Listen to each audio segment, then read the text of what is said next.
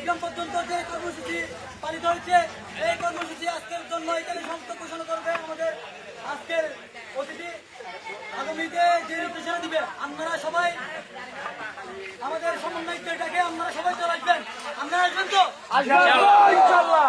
এই মতো আমি সংক্ষিপ্ত বক্তব্য রাখার জন্য বিনীতভাবে অনুরোধ জানাচ্ছি কোরিয়া গভর্নমেন্ট কলেজের মেধাবী ছাত্রনেতা আব্দুল হাসান ভাইকে সংক্ষিপ্ত বক্তব্য রাখার জন্য বিনীতভাবে আহ্বান জানাচ্ছি।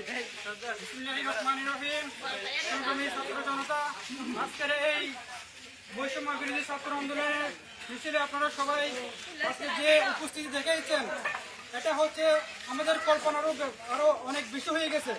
আমরা আজকে প্রথম দিনে আপনারা যে জন উপস্থিতি দেখিয়েছেন, তাইতে আমরা আপনাদের কাছে অনেক কৃতজ্ঞ। এবং আমরা আজকে শহরে এবং প্রতিটি বাংলাদেশে যেভাবে আজকে চলতেছে, জনসংঘর্ষ চলতেছে, চট্টগ্রামের প্রতিটি অলিতে গলিতে আজকে অনেক সংঘর্ষ হয়েছে ছাত্রদের সাথে। আমরা এর প্রতিবাদে জোরালো প্রতিবাদ জানাচ্ছি আজকের এই মিছিল থেকে। আজকের এই আন্দোলনে আপনারা যারা দিয়েছেন, একত্র পোষণ করেছেন, আপনারা আগামীতেও আমাদের সাথে থাকবেন ইনশাআল্লাহ।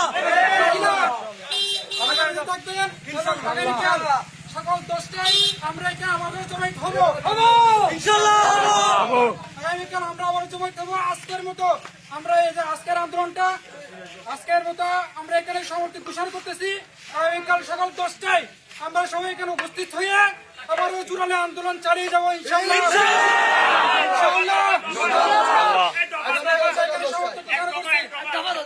আমাদের এক দফায় এক দাবি, শেখ হাসিনা জমে যাবে।